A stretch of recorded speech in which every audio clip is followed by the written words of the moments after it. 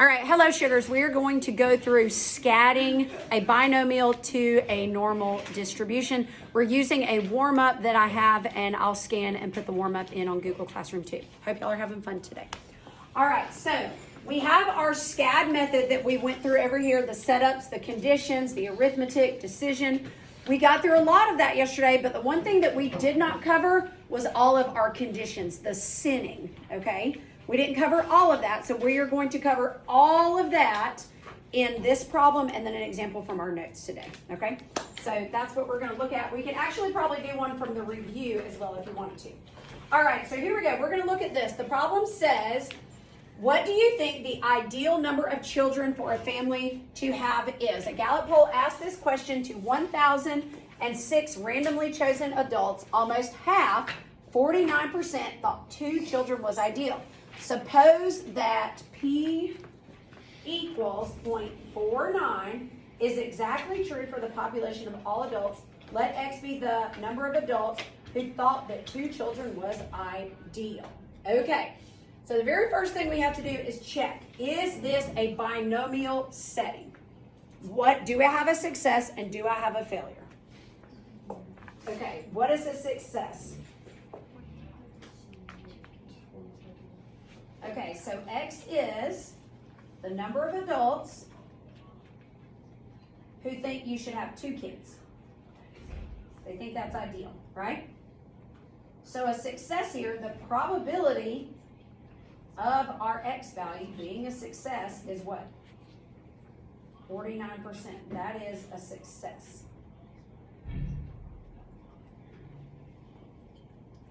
All right, so the probability of a success here is 49%.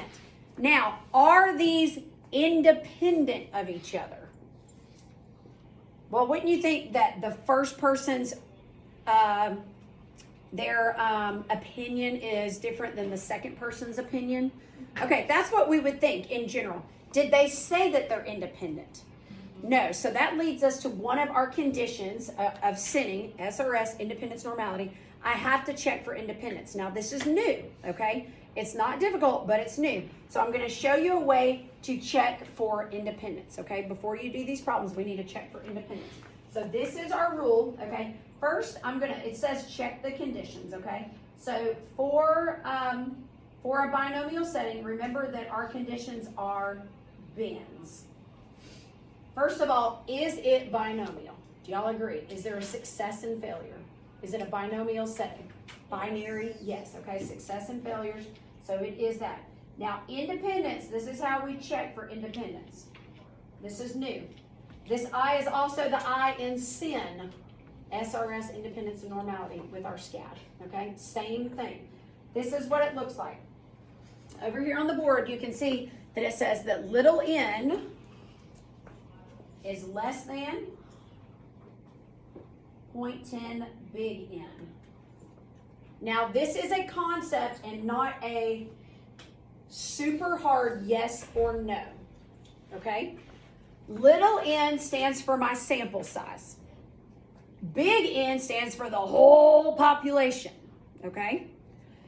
Now, for things to be independent, that's the opposite of conditional. Like if I give an answer and then Reagan gives an answer, her answer is not dependent on what I said, right? That makes things independent from each other, okay? Now, so the reason that this rule works is, as long as your sample is less than 10% of the whole population, then I don't need to be stressed about with replacement or not with replacement. You know how if you do with replacement or not with replacement, it changes your denominator, right? Well, as long as I'm sampling less than 10% of the whole population, then I don't have to worry about with replacement, not with replacement, because it's very likely that I'm not going to be choosing the same people, okay? What is my population here? What is this problem talking about? Okay, randomly selected adults. The Gallup poll pretty much does every adult in the United States, okay? So N stands for, in this case, like all adults, ever. That's why I'm saying it's conceptual. Do I actually know a number for capital N, all adults? No. Little n, they told me I had 1,006. Do you think that 1,006 is less than 10% of all adults? Absolutely, okay? So the answer is yes. It's a conceptual thing. There is nothing necessarily to calculate, but to understand that I have sampled less than 10%. So I know it sounds, to me it sounds silly. You want to sample a lot of people, right? That's what I always say, sample, sample, sample a lot of people. But if you start to oversample too many, then you're going to be asking the same people, which then it doesn't become, it's not independent anymore, right? If you sample 80% of the population, well, heck, why don't you just sample all 100% if you're that close, right? So our sample needs to be less than 10% of the population to make sure we don't have a bunch of overlap, and then, it's not independent anymore, okay? So that's your independent rule. All right, your next rule in N, what does N stand for? Y'all remember in bins? Okay, so we know the exact number of trials that we will be doing.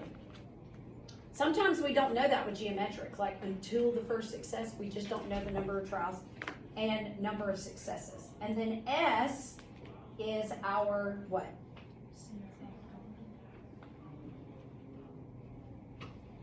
Our success rate, okay? And likely our number of successes that we're looking for. So this definitely looks like it fits all that, so we're good. What is our number of trials? Oh, well, they'll tell us further down the problem. Okay, they'll like down here, they're gonna give us 493, so then we're gonna. So if it was just this one question. Yeah, I broke this one problem. I haven't even asked a question yet on that. Do you see what I'm saying? So I can't actually tell you the number of success. I do it down here though, okay? And we do know our success rate, which is 49%, okay? All right, so now what I'm gonna do is I'm gonna keep going with this problem. I broke it into bits and pieces. It says find the mean and standard deviation. So again, this is a binomial setting. So the mean is going to be what? N times P, because that's what it says on your purple paper, right? So N times P. So 1,006 is my sample size times P, which is 0.49. So on average, I would expect around 492.94 people to believe that 2 kids is ideal. Okay, standard deviation. Use your formula, NP, 1 minus P. It's on your formula sheet.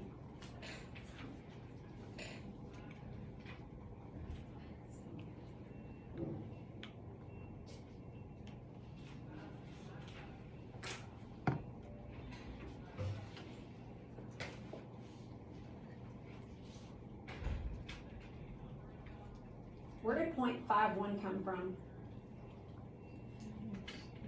1 minus P. What did y'all get for your standard deviation? Around like 15.86 maybe? Let's just go to 2 decimals.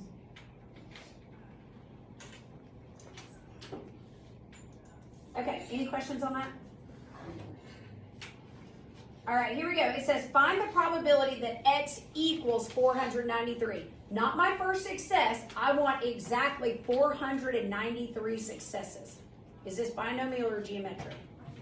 Binomial. Okay, so I need exactly 493 successes. So I'm going to do 1,006, choose 493. This is binomial. Now, what's the probability of a success? 0.49. How many successes do I want? 493. What's the probability of a failure? 5.1. And I got 513 failures. I subtracted those 2 and got 513. Can I just put all this in my calculator? What would this be in my calculator? What? Binomial PDF. So binomial PDF, my trials, I have 1,006. 49% success rate. I want exactly 493 successes.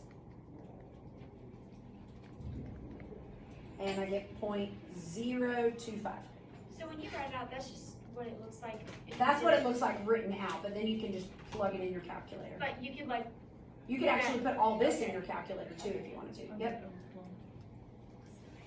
All right, so move that over and you have a 2.5% chance of, and then steal it, having exactly 493 out of 1,006 believe that 2 children is the perfect size.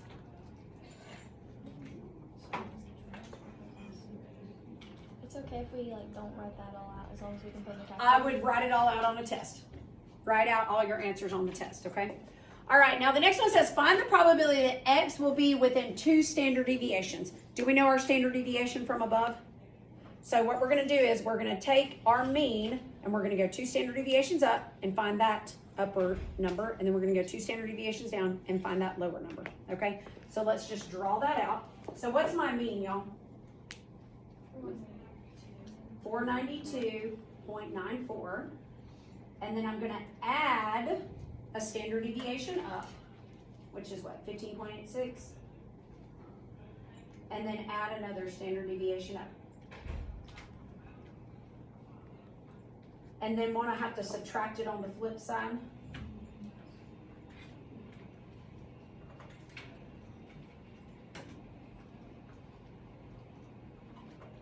And so I need to find that lower number and I need to find that upper number. And it should give me a little interval.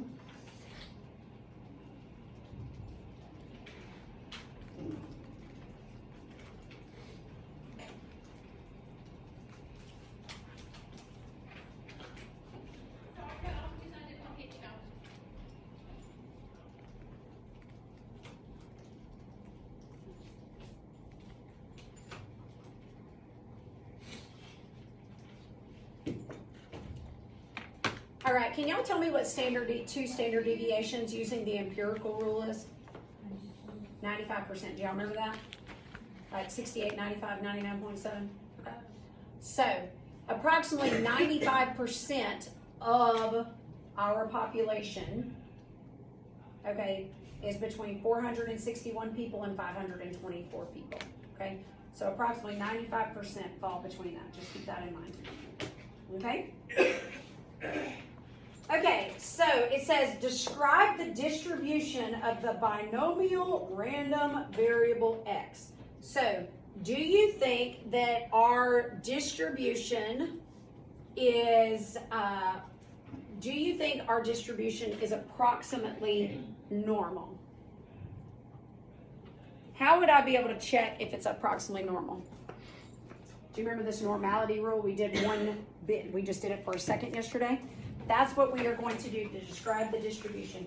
We are going to see the distribution. We're going to check to see if it is normal or not. Okay? That's the only thing I can tie to that. Is it going to be normal or not? So this is our rule for normality in sinning. Remember SIN, SRS, independence normality. So NP is greater than or equal to 10 and N1 minus P. If you sample enough, guess what? It's going to be approximately normal. Did I sample a lot? Did I have a big sample size? What's my sample size? 1,006, right? So plug those in and make sure they're both greater than or equal to 10. And if they are, then I'm approximately normal. So 1,006 times 0.49. That is absolutely greater than or equal to 10. Good. 1,006 times 0.51. Is that greater than or equal to 10? So we can say that this is approximately normal.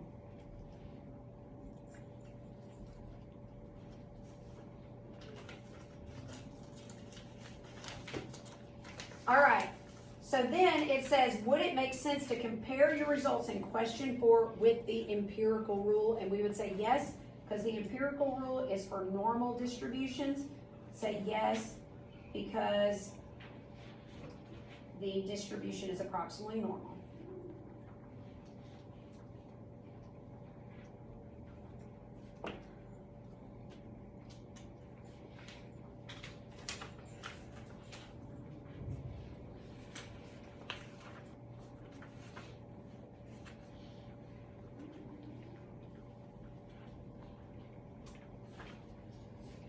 Okay, now on number 7, use the normal approximation, that means z-scores, to find the area between 461 and 525. Okay, now why did I choose 461 and 525? See these numbers up here? 461 and 525? Okay, so I'm comparing those to see. Now, what should the area be between 461 and 525? What should it be? It should be really close to 95%. So now what I'm going to do is 2 z-scores and 2 p-values, okay, and see if it works. All right, so my z-score, your score minus the mean. What's my mean of this problem? 492, 294, divided by the standard deviation, get a z-score back.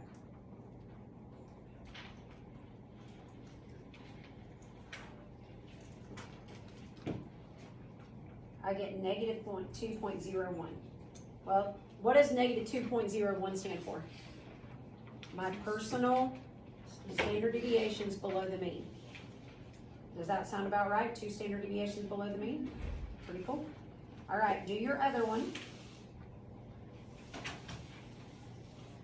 525 minus the mean divided by standard deviations.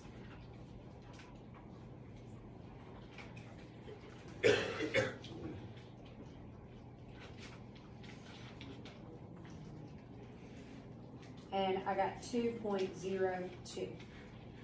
Now, what do I have to do with these z-scores? What do I do before? Find the p-values and then subtract the p-values. So now I'm going to go to negative 2.01, and I get 0.0222. So my p-value is 0.0222. Now go to positive 2.02.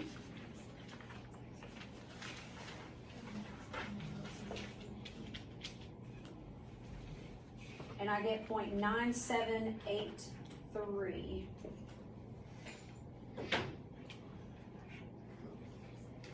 Okay, what do I do with my p-values?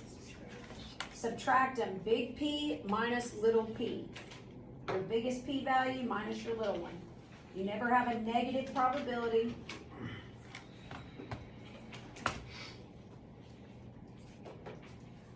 And I got around 95.61%.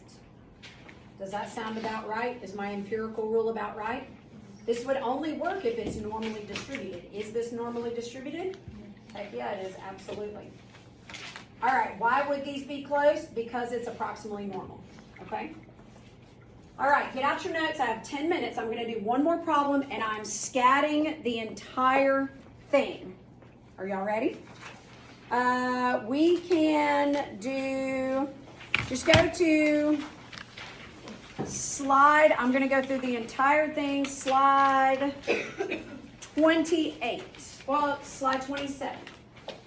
Okay? Slide 27, and I'm going to SCAD slide 27. All right.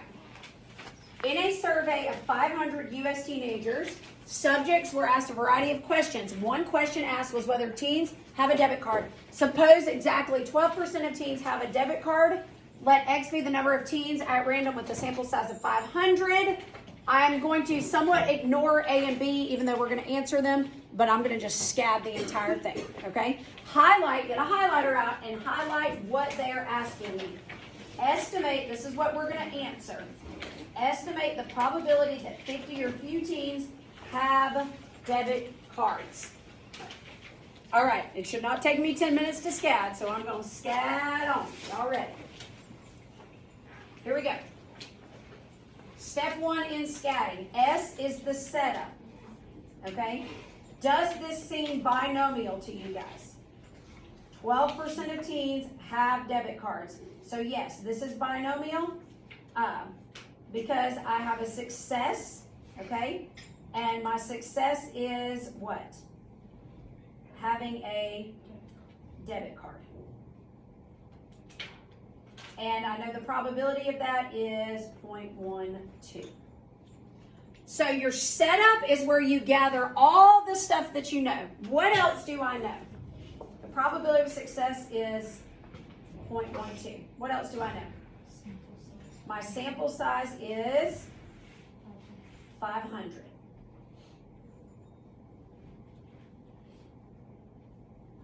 Okay? So that's where a setup is where you gather all your information. This is definitely binomial, it's binary, right? Success and failures. I'm going to check independence, norm, and all of that along the way. All right, C stands for what? Conditions, okay? And I have to sin with my conditions. All right, so I'm going to sin. S in sin stands for SRS. Did they say that this was random? Is the word random used somewhere? Yes.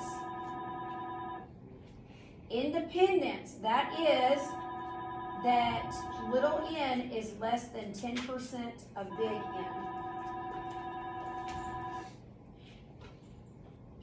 This Miss Hightower?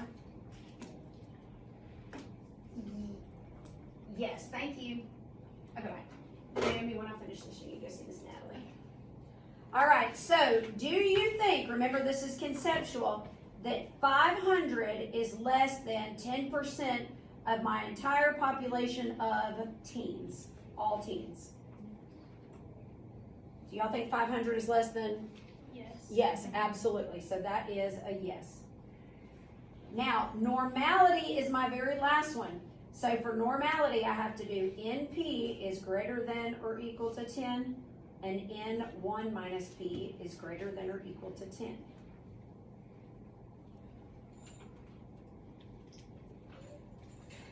So my sample size was 500. The probability of success is 0.12. That is, put that in your calculator. Is 12% of 500 bigger than 10? Yeah, absolutely. So yes. Then do this. 500 times the failure rate, which would be what? 88? Is 88% of 500 bigger than 10? Yes, put it in your calculator if you need to. So, did I get yeses for all of my conditions? Yes, I did. Okay. So, I checked all my conditions, which is SRS, independence, and normality. Now I get to move on to A. What does A stand for? Arithmetic, okay? What kind of arithmetic can I do if it's a normal distribution? We just checked normality. What type of arithmetic can I use? Z-scores, okay? So I'm going to do a Z-score. So this is your score minus the mean divided by the standard deviation, okay? Do I know my mean yet, though? Do I know my standard deviation? No, so I'm going to have to go back and do that. What's the score that I'm looking for? What's it say? 50 or fewer. Well, if I'm doing percentages, then I'm going to have to go back and, well, we don't have to do it that way. All right, so go ahead and find our mean. So come up here, and to find the mean, what do I do? NP. So 500 times the probability of 0.12. And I got 60 is my mean. Okay? Standard deviation.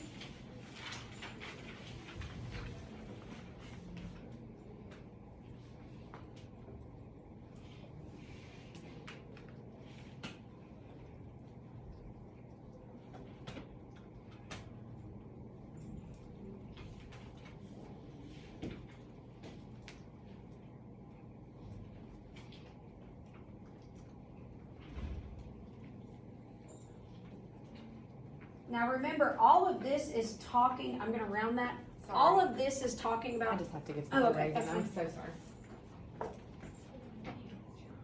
So what we're talking about here are people, y'all, and people. We're talking about the number of people. That's an average number of people that would believe that, or average number of teens that would have the debit cards, okay? And standard deviation. Now I can go back and do this. So what number am I trying to test? What is my score that I'm trying to test? 50. 50 or fewer. So I'm going to do 50 minus my standard deviation, or minus my mean divided by my standard deviation. I'm gonna hit it right on the money today. Y'all keep hanging with me, we're almost there. And I got a z-score that's negative, round it to 2 decimals, negative 1.38. And it says fewer, so I'm just looking for that fewer mark. Here's 60, we're looking for less than 50. All right, so look it up, negative 1.38. And did y'all get 0.0838?